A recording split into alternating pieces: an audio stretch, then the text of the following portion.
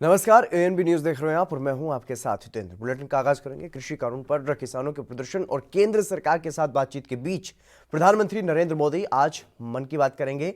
Radio कार्यक्रम मन की बात के जरिए देश को प्रधानमंत्री संबोधित करेंगे। माना जा रहा है कि प्रधानमंत्री किसानों के मुद्दों पर देश को संबोधित कर सकते हैं। रेडियो कार्यक्रम मन की बात इस साल का आखिरी प्रसारण होगा आज। और ये बता दें आपको कि कृषि कानूनों पर जो किसान प्रदर्शन कर रहे हैं, आंदोलन कर रहे हैं, उन किसानों ने इस दिन थाली और ताली बजाकर प्रदर्शन करने का ऐलान किया है। हालांकि सरकार के साथ बातचीत को तैयार हो गए हैं किसान। पिछले एक महीने से किसान दिल्ली बॉर्डर पर नए कृषि कानूनों को वापस लेने की मांग कर रहे हैं और प्रदर्शन लगातार कर रहे हैं। लेकिन जिस तरीके से ये आह्वान किया गया था कि जब प्रधानमंत्री नरेंद्र मोदी इस बार मन की बात करेंगे तो उनका थाली बजा करके विरोध किया जाएगा।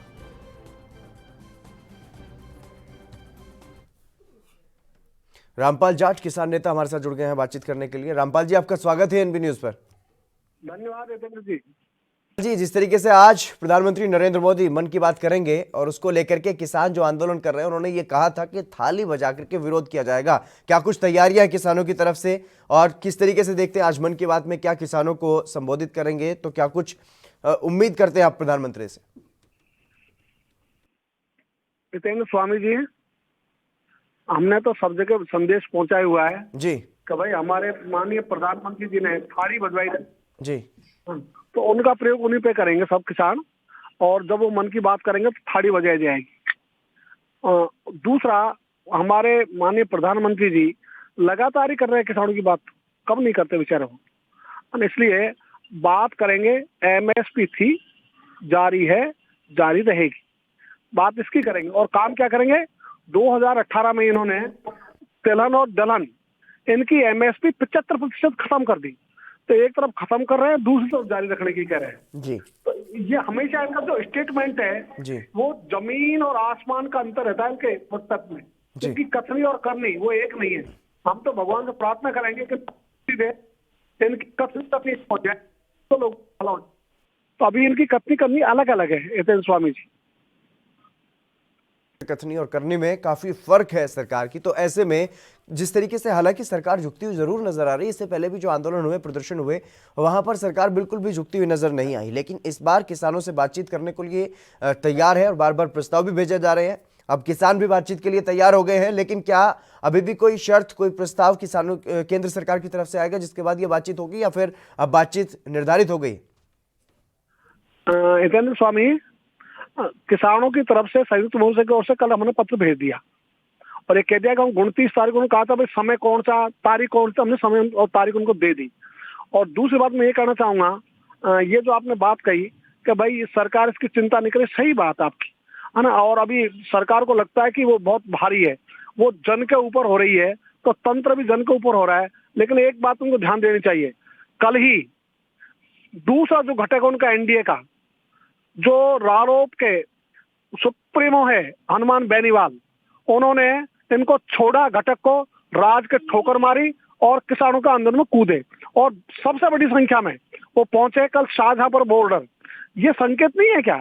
इसके पहले पंजाब के जो अकाली दल है वो इनको छोड़ चुके। तो दो घटना हो गई। अब तो भी इनकी आंख नहीं खोले तो इनके क्या अहंकार की पट्टी है इनकी आंखों पर, इनको दिखाई कुछ नहीं देता। रामपाल जी, जिस तरीके से आपने बताया कि आरएलपी अलग हो गई है एनडीए से, तो ऐसे में हनुमान बेनीवाल के बाद और अकाली दल के अलग होने के बाद क्या अब किसानों की तरफ से भी ये किया जाएगा कि जो और बाकी राज्यों में घटक दल हैं, जो अन्य छोटे दल हैं, बीजेपी के समर्थन में है, एनडीए में जुड़े हुए हैं, उनको भी अब बीजेपी से अलग करने की कवायद शुरू की जाएगी? हितेंद्र स्वामी जी, कार्रवाई तो हमारे करने से नहीं होगी, वो खुद ही करेंगे है ना। हनुमान जी ने निर्णय खुद ले लिया, हमने थोड़ी कोई उनसे कहा कि तुम निर्णय लो। हम तो कह सकते हैं तो निर्णय तो आदमी खुद लेगा। और हम अगले इसमें चाहेंगे, चौधरी देवीलाल जी का परिवार जी किसानों के लिए समर्पित परिवार था। जीवन भर चौधरी साहब ने किसानों की पैरवी की, किसानों के लिए लड़ाई लड़ी। आज उनकी आत्मा क्या रो रही होगी, इसे हम चाहेंगे उनकी आत्मा की शांति के लिए हमारे दुष्यंत चौटाला जी भी हनुमान जी के साथ आ जाए। और हनुमान जी ने जैसा हिम्मत दिखाई, राज को ठोकर मारी, वो भी यदि राज को ठोकर मार के आते हैं तो वो भी स्वागत की बात होगी ना। इसलिए अगले स्टेप हम ये सोचते हैं, अब दुष्यंत जी भी हनुमान जी की राह पे आ जाए, अकाली दल की राह पे आ जाए। तो इस जिस तरीके से अलग अलग हो रहे हैं, हालांकि जो कुछ बीजेपी के नेता भी हैं, जो काफी वरिष्ठ नेता हैं, वो भी अब बीजेपी का साथ छोड़ते हुए दिखाई दे रहे हैं और बीजेपी के खिलाफ खड़े होते हुए दिखाई दे रहे हैं। लेकिन ऐसे में अब किस तरफ ये जो है आंदोलन बढ़ता हुआ दिखाई दे रहा है? क्या अभी तक कोई भी असर होता हुआ दिखाई दे रहा है सरकार पर? नितिन स्वामी साहब, आप जो आकलन कर रहे हो वो सही हो सकता है ना, सरकार का ऐसा ही आकलन है। लेकिन एक बात कहना चाहूंगा, अब ये आंदोलन किसी संगठन का आंदोलन नहीं है, ये संगठनों का आंदोलन नहीं है, ये किसान बनाम सरकार आंदोलन है, ये किसानों का आंदोलन है और ये जन आंदोलन बनने जा रहा है। आप छोटे ही लोग अपने अपने गांव में विरोध कर रहे हैं, कोई खेत में बैठा है, खलियान में बैठा है, कोई सड़क पर बैठा है, सब इसके विरोध में है। जो कल तक हमारे प्रधानमंत्री जी की बुराई सुनना पसंद नहीं करते थे और आज वो कह रहे हैं कि गलत कर रहा है जी। जब ऐसी भावना हो जाए लोगों की, तो इसको सरकार के पास तो बहुत बड़ा तंत्र है गुप्तचर विभाग का, तो वो इसमें आकलन करा लेना और अच्छा रहेगा। यदि समय से इनकी आंखें खुल जाए, तो जैसे 2014 में इनकी आंखें खुली शुरू में और इन्होंने भूमि अधिग्रहण अध्यादेश वापस लिया, तो इनको लाभ हुआ ना बीजेपी को, सत्ता में आई दोबारा। और यदि इन्होंने ये काम नहीं किया 2014 की तरह, तो मैं सोचता हूँ ये जीवन में कभी देखेंगे नहीं दिल्ली की ओर। इससे अच्छा ये है नितिन स्वामी जी कि ये सही रास्ते पर आ जाएं, किसानों के दर्द को समझें, किसानों की पीड़ा को समझें और ये कॉर्पोरेटीकरण करना खेती का, ये खेती का सत्यानाश करना है, ये किसान को मारना है, क्योंकि सरकार ये काम नहीं करे और वो कॉर्पोरेटीकरण को बंद करके आ जाए देश के विकास के रास्ते पर। और हमने सदा कहा है भारत कृषि प्रधान देश, इसका रास्ता खेत और खलियान की पगडंडी में होकर जाता है। अभी हमारे प्रधानमंत्री जी खुशहाली का रास्ता बड़े पूंजी वालों का घरों का देख रहे हैं कि खुशहाली का रास्ता पूंजीपतियों के घरों का जाता है, तो ये तो उनका परसेप्शन बन गया, इसको बदलने की जरूरत है नितिन स्वामी जी। तो ये अच्छा रहेगा, यदि बदलेंगे देश हित में होगा, उन खुद के हित में होगा, किसानों के हित में होगा। को और भी ज्यादा मजबूत बनाने के लिए, हालांकि जिस तरीके से 29 तारीख का समय दिया गया है सरकार से बातचीत का, उसमें भी आपने कहीं ना कहीं ये जाहिर कर दिया है कि बातचीत बनने वाली नहीं है, समाधान निकलने वाला नहीं है। इसीलिए आपने 1 तारीख को सभी दिल्ली के लोगों को भी इन्वाइट किया है, आसपास के लोगों को इन्वाइट किया है कि हमारे आंदोलन में आए और खाना खाएं हमारे साथ। नितिन स्वामी जी, हम चाहेंगे कि खाना तो हम बाद में भी खा लेंगे आंदोलन समाप्त होने के बाद भी साथ साथ, लेकिन सरकार 29 तारीख के आगे इस आंदोलन को आगे नहीं बढ़ने दे, बढ़िया ही रहेगा। और हम तो चाहेंगे वार्ता की भी इंतजार नहीं करे सरकार, केवल 2 काम करने हैं। पहला, न्यूनतम समर्थन मूल्य पर खरीद की गारंटी के लिए कानून का अध्यादेश लिया है। दूसरा, इन तीनों कानूनों को, जो खेती का कॉर्पोरेटीकरण के लिए ये तीनों कानून लाए गए हैं, इन कानूनों को वापसी का एक अध्यादेश लिया है। तो जैसे इन्होंने 5 जून को अध्यादेश के द्वारा ये कानून बनाए, तो किससे पूछा था इन्होंने, किससे वार्ता की थी? तो बिना वार्ता के की, बिना पूछे किया, ऐसे अब भी कर लेना सरकार, तो वार्ता की आवश्यकता नहीं है कि आगे की रणनीति बना के तैयार रखनी पड़ती है। लेकिन हम चाहेंगे कि ये रणनीति हमारे काम नहीं आए, हमको वो काम नहीं करने पड़े। इससे बढ़िया बात क्या होगी? आज किसान ठंड बैठा है सड़क पर, घर बार छोड़कर सड़क पर बसेरा करना, ये हिम्मत की बात है, ये किसान ही कर सकता है। दूसरा, खेत छोड़कर बाहर है, तो ये कम बात है क्या? तो सरकार को किसानों का दर्द और पीड़ा समझनी चाहिए, उनकी भावना समझनी चाहिए, लोकमत को समझना चाहिए। लेकिन ये सरकार लोग से ऊपर अपना आप को सिद्ध कर रही है कि लोग छोटा है, सरकार बड़ी है। इसलिए ऐसी परसेप्शन को ठीक करें, ये सही दिशा नहीं है, तो सही दिशा में आवे सरकार, इसकी आवश्यकता है। और मैंने तो ये भी कहा है जी कि मैं इनके लिए 3 दिन का उपवास करूंगा, इनकी शुद्धि के लिए, अंदर शुद्धि हो हमारी भी और इनकी भी। से वर्चुअल जो बातचीत हुई है, प्रधानमंत्री नरेंद्र मोदी ने वर्चुअल तरीके से कई किसानों से हाल ही में बातचीत की है, तो क्या इसी तरीके से इन किसानों से बातचीत नहीं हो सकती मन की बात की जगह, जो किसान आंदोलन कर रहे हैं? आप सही कह रहे हैं, इसलिए सब हो सकती है। ये निर्भर करता है स्वयं की योजनाओं के ऊपर, स्वयं के संकल्प को, स्वयं की नीति के ऊपर। जब नीति ये हो कि बात नहीं करनी और केवल सुनानी है, तो वो सुनाते रहते हैं। अब से नहीं, जब से प्रधानमंत्री बने तब से लोगों को सुनाए रहे हैं, वो सुन नहीं रहे लोगों की। और लोकतंत्र में जरूरी है सुनना अधिक और बोलना कम। ये उल्टा काम कर रहे हैं, ये बंद ही नहीं होता बोलते बोलते। इसलिए भाई बोलने की जरूरत नहीं, करने की जरूरत है। कुछ करो तो जनता का भला होगा और आपको जो जनता ने राज सौंपा वो सार्थक होगा। आप तो राज संभाल के केवल मगन हो गए और राज के आनंद में ही। जी। अच्छे दिन आगे जनता के नहीं, शासन करने वालों। हम चाहेंगे कि अच्छे दिन जनता के भी आ जाए ना, तो अच्छे दिन के लिए काम करो ना।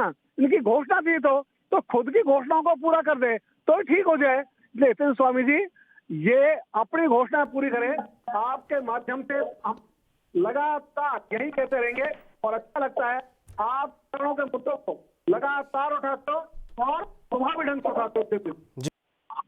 बिल्कुल रामपाल जी, बहुत बहुत शुक्रिया मेरे साथ जुड़ने के लिए, तमाम महत्वपूर्ण बातचीत करने के लिए। मधु जी हमारे साथ बीजेपी से जुड़ गए हैं। मधु जी आपका स्वागत है एनबी न्यूज पर।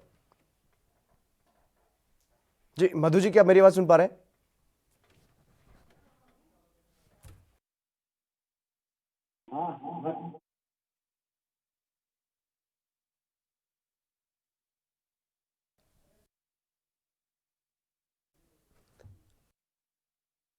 क्या आपको मेरी आवाज आ पा रही है? हाँ जी हाँ आ रही है आवाज। जी मधु जी, जिस तरीके से किसान लगातार नाराज हैं, 1 महीने से ज्यादा का वक्त हो चुका है, आंदोलन चल रहा है और आज प्रधानमंत्री मन की बात करने वाले हैं, तो ऐसे में किसानों की तरफ से थालियां बजा करके विरोध किया जाएगा। क्या उन किसानों से उसी तरीके से बातचीत नहीं हो सकती जिस तरीके से बाकी राज्यों के किसानों से वर्चुअल तरीके से बातचीत कर रहे हैं पीएम? देखिए हमारी सरकार के किसानों की हित में लगातार काम कर रही है और प्रयास भी कर रही है। जी आप देखेंगे कि 9 करोड़ किसान परिवारों को 18,000 करोड़ का हस्तांतरण कर दिया गया है। जी तो ये आप ये देखिए, हम लगातार किसान और किसान निधि के अंतर्गत को चाहे फसल बीमा हो, चाहे हर तरीके से मैं आपको बताना चाहूंगी, इतना लाभ हमारी सरकार किसानों के लिए काम कर रही है। लेकिन कुछ जो चंद लोग इसमें राजनीति कर रहे हैं, भ्रामक प्रचार कर रहे हैं, किसानों को भ्रमित करने का प्रयास कर रहे हैं। निश्चित रूप से ही जब माननीय प्रधानमंत्री जी ने स्वयं आकर अपने किसान भाइयों को संबोधित किया है, लगातार संबोधित किया है और कहा है कि मैं बिल्कुल किसी भी किसान भाई का अहित नहीं होने दूंगा, मैं उनकी सेवा के लिए ही बना हूँ। और मैं क्योंकि पूरे भारतवर्ष में आज तक ऐसा प्रधानमंत्री नहीं हुआ है जो जनता की लगातार सेवा में उपस्थित रहता है, चाहे प्रधानमंत्री जी की मन की बात हो, चाहे अन्य कार्यक्रम हो, हर माध्यम से जनता के बीच में सीधे संवाद का कार्यक्रम होता है। अभी आपने देखा होगा मधु जी सीधा संवाद क्या इसी तरीके से होता है? मधु जी क्या सीधा संवाद इसी तरीके से होता है जिस तरीके से मैं और आप कर रहे हैं? क्या सीधा संवाद या फिर उस तरीके से होता है जिस तरीके से प्रधानमंत्री मन की बात करते हैं? पहली बात तो ये, और दूसरी बात ये कि जो अलग अलग राज्यों के किसानों से बातचीत होती है वर्चुअल तरीके से, उसी तरीके से इन आंदोलनकारी किसानों से बातचीत क्यों नहीं कर लेते पीएम? देखिए, लगातार किसान भाइयों को लगातार हमने आमंत्रित किया है। हमारे कृषि मंत्री जी लगातार आमंत्रित कर रहे हैं, उनके साथ बातचीत हो रही है। यही तो सवाल है, यही तो सवाल है मधु जी कि जो बातचीत होती है किसानों की, किसान बातचीत के बाद ये कह रहे हैं कि सरकार बातचीत करती कुछ और है, समाधान पहुंचता कहीं और है, अगली बात में प्रस्ताव कुछ और ही होता है, बातचीत वहां पर कुछ और ही बदल दी जाती है। मतलब साफ है कि सरकार जो चाहती है वो करना चाहती है, किसी भी तरीके से सरकार बातचीत कर रही है, लेकिन बातचीत में भी अपनी ही बात को थोपने की कोशिश कर रही है, बार बार सिर्फ समझाने की कोशिश कर रही है, न कि किसानों की समस्याएं सुनने की कोशिश कर रही है। यह आरोप लगाया जा रहा है किसानों की तरफ से। देखिए, हम केवल बिचौलियों को समाप्त कर रहे हैं।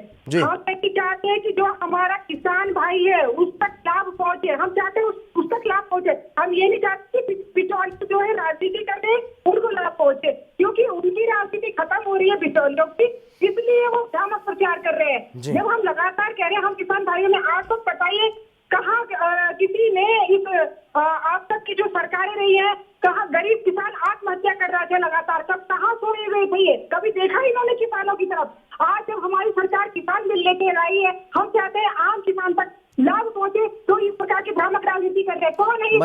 मधु जी ये बताइए ना, मेरा एक ही सवाल है, मैं फिर से उसी सवाल को दोहरा रहा हूँ। मधु जी मैं फिर से उसी सवाल को दोहरा रहा हूँ, सुनिए, अरे सुनिए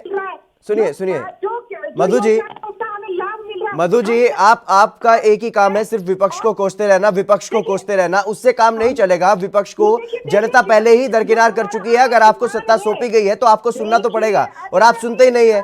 मधु जी मधु जी सुनिए, आप समझिए। अरे मुझे समझाने की जरूरत नहीं है मैडम, उन्हें समझा लीजिए जो आंदोलन कर रहे हैं, मुझे समझाने की जरूरत नहीं है, उन्हें समझा लीजिए जो आंदोलन कर रहे हैं। और मेरा सवाल फिर से वही है, मैं फिर से अपना सवाल दोहरा रहा हूं, जो किसान आंदोलन कर रहे हैं उनसे सार्वजनिक रूप से इस तरीके से बात क्यों नहीं हो सकती मीडिया के सामने, जैसे प्रधानमंत्री अन्य राज्यों के किसानों से कर लेते हैं, जो किसान बिल के समर्थन में, किसान कानूनों के समर्थन में, जैसे उनसे बातचीत होती है वैसे ही उनसे भी हो जाए जो विरोध कर रहे हैं। देखिए नहीं, ये देखिए, मैं आपको सच बताना चाहती हूँ जी। ये केवल भ्रामक चलिए। आरोप लगा रहे हैं कि बात नहीं कर रहे, हम लगातार बात कर रहे हैं। चलिए बहुत बहुत शुक्रिया मधु जी मेरे साथ जुड़ने के लिए, तमाम बातचीत करने के लिए। लेकिन लगातार जिस तरीके से अगर बात की जाए, सरकार दिखावा जरूर कर रही है कि किसान समर्थन कर रहे हैं इन कानूनों का, और दूसरी तरफ जो किसान आंदोलन कर रहे हैं उनसे अलग से बातचीत की जाती है, जिसके बारे में सार्वजनिक रूप से मीडिया के सामने कुछ भी नहीं होता। किसान आकर के कह देते हैं कि सहमति सकारात्मक बातचीत हुई है, सहमति बन जाएगी, लेकिन अगली बार बातचीत के बाद यह कहा जाता है कि बातचीत में तय कुछ और हुआ था और प्रस्ताव फिर से कुछ और ही आया। फिलहाल रुकेंगे एक छोटे से ब्रेक के लिए, जल्द हाजिर होंगे।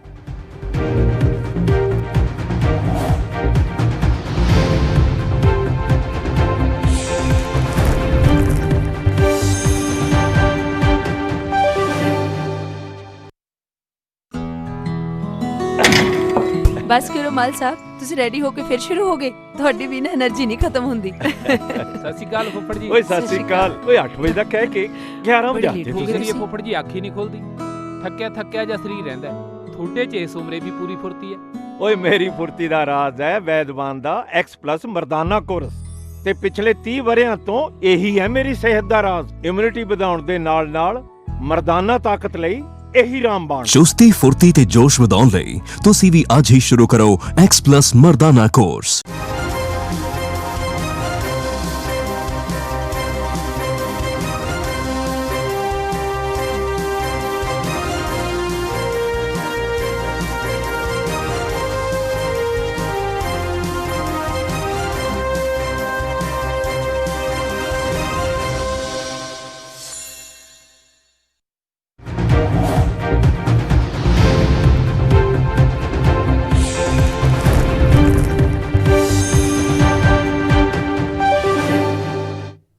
ब्रेक के बाद एक बार फिर से आप सभी का स्वागत है। खबरों में आगे बढ़ेंगे। हरियाणा में आज 3 नगर निगमों, 3 नगर पालिकाओं और 1 नगर परिषद के लिए चुनाव हो रहे हैं। सुबह 8 बजे से मतदान किया जा रहा है। वहीं इन चुनावों के लिए मतगणना 30 दिसंबर को होनी है।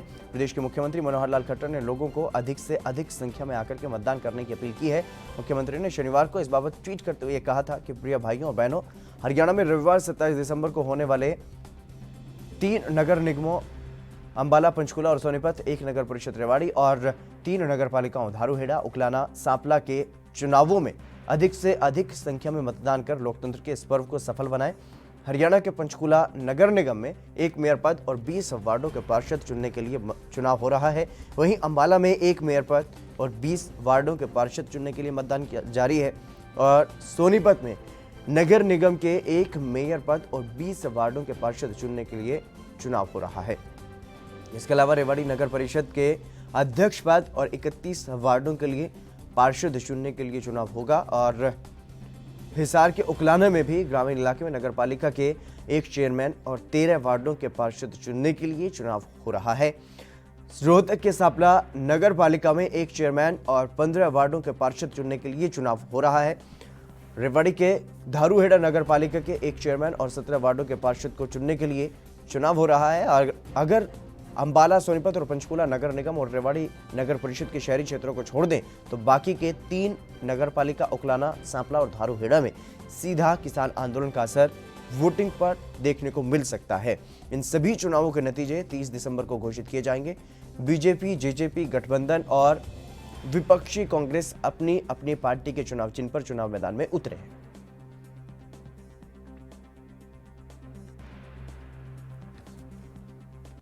बिजली और कई ठीक हिसाब से आ रहे हैं, उसे उन कारण डाल लिए। अभिषेक तक्षक हमारे संवाददाता हमारे साथ जुड़ गए अधिक जानकारी के साथ। अभिषेक, क्या कुछ जानकारी आ रही है फिलहाल, क्योंकि जिस तरीके से निकाय चुनाव चल रहे हैं और मतदान जारी है अलग अलग जगहों पर? जी बिल्कुल, देखिए ये 3 नगर निगम और 3 नगर पालिका और 1 नगर परिषद में चुनाव है। कुल 137 वार्ड है जिन पे चुनाव जारी है। सुबह 8 बजे से वोटिंग शुरू हो गई है जी। और जो वोटिंग जो है का जो अगर बात करें तो अब शुरू में सुबह 8 बजे थोड़ी धीमी थी, लेकिन अब थोड़ी ठीक होनी शुरू होगी। जिस तरह की जानकारी मिल रही है, चाहे उस बात करें अंबाला की, चाहे पंचकुला की, चाहे सोनीपत की, या बात करें नगर परिषद रेवाड़ी की, तो जो अब वोटिंग जो है वो थोड़ा सा उसमें बढ़ोतरी हुई है और लगातार जो वोट के लिए जो लोग हैं वो पोलिंग बूथ पे पहुंच रहे हैं। और बात करें इस समय कोविड का जो देखते हुए भी थोड़ा सा इस जो वोटिंग प्रतिशत है उसमें थोड़ी कमी जरूर है, क्योंकि जो जनता है वो कोविड की वजह से वोट डालने से कहे या फिर पोलिंग बूथ पे आने से बच रही है। लेकिन फिर भी उसको अगर देखा जाए तो लोगों का वोट डालने में अभी भी इंटरेस्ट बना हुआ है और लोग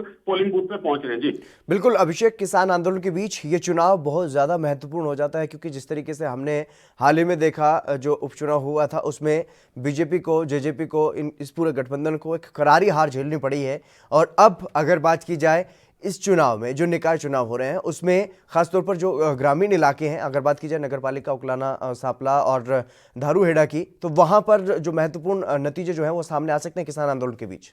जी बिल्कुल, देखिए जो किसान आंदोलन का जो प्रभाव जो है वो ग्रामीण इलाकों में जरूर देखा जा सकता है, क्योंकि ग्रामीण इलाके में जो रहने वाले लोग हैं वो कृषि से ही जुड़े हुए लोग हैं और उनका जो मेन जो काम है वो कृषि है। और जो बात करें शहरी जो क्योंकि नगर निकाय जो है वो शहर से भी संबंध रखता है, मुख्य रूप से शहर की जो जनता है उसी से या कहेंगे शहर की जो सरकार है वही नगर निगम या नगर परिषद की बात करें तो वही चुनी जाती है। तो शहर की जो लोग हैं उस पे कृषि से जुड़ा हुआ कोई भी इतना प्रभाव नहीं पड़ता, उनका कामकाज इससे जुड़ा नहीं होता। लेकिन ग्रामीण इलाकों में जरूर इसका प्रभाव पड़ सकता है। जैसे बड़ौदा में जो सरकार को बीजेपी गठबंधन, जेजेपी गठबंधन सरकार को जो नुकसान हुआ, तो निकाय चुनावों में की बात करें तो ग्रामीण इलाकों में जरूर इस किसान आंदोलन का प्रभाव रह सकता है, लेकिन शहर में इसका प्रभाव ना के बराबर, क्योंकि सरकार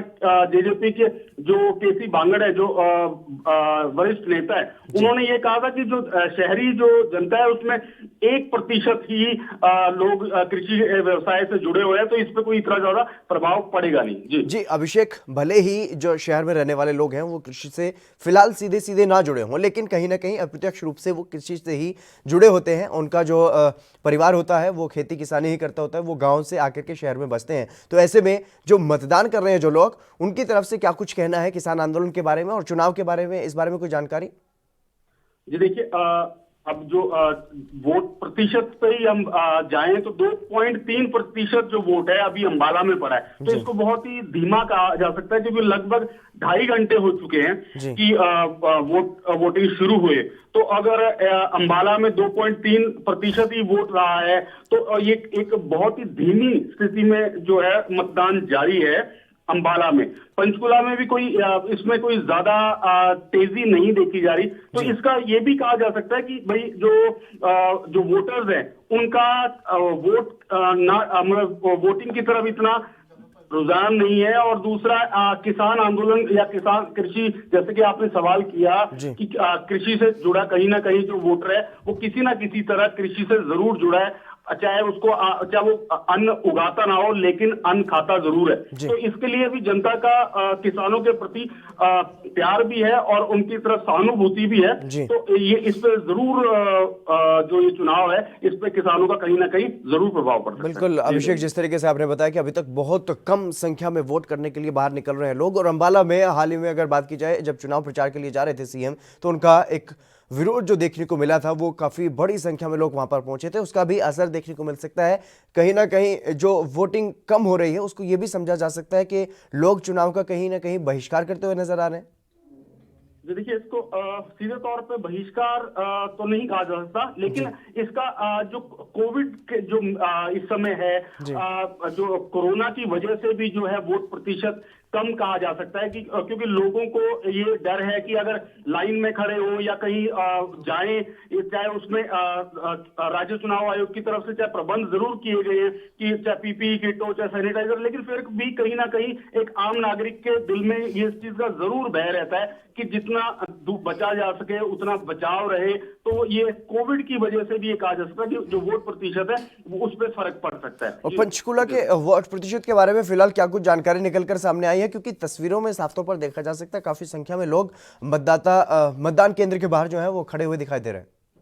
जी बिल्कुल, लाइन जरूर लगी हुई है, वोट जनता जरूर वोट डालने आ रही है, लेकिन वोट प्रतिशत की बात करें तो अभी अंबाला से वोट प्रतिशत की जानकारी हमारे को अभी मिल नहीं पाई है। कुछ ही देर में हमारे पास अपडेट आ जाएगा कितना प्रतिशत पंचकुला में वोट पोलिंग हुआ है। लेकिन यह है कि पंचकुला ट्राई सिटी में आता है, चंडीगढ़ से जुड़ा हुआ शहर है हरियाणा का, तो इस पे जो किसान कहें या फिर इसका शहरी जो प्रभाव इस पे ज्यादा रहता है कि ग्रामीण इलाकों से ये थोड़ा जुड़ा जरूर हुआ है, लेकिन ये यहाँ के जो लोग जो है वो ओपन माइंडेड है या कहें कि उनका जो है किसानों से जुड़ाव या उनका कृषि से जो कार्य उससे जुड़ाव इतना नहीं है, तो इसलिए जो वोट है वो डालने आ रहे हैं और कोविड को देखते हुए थोड़ा सा इस पे जरूर फर्क पड़ रहा है। बिल्कुल अभिषेक, जिस तरीके से चुनाव प्रचार जब चल रहा था तब आप जनता के बीच में जा रहे थे, तो तब क्या कुछ रुझान लोगों का देखने को मिल रहा था,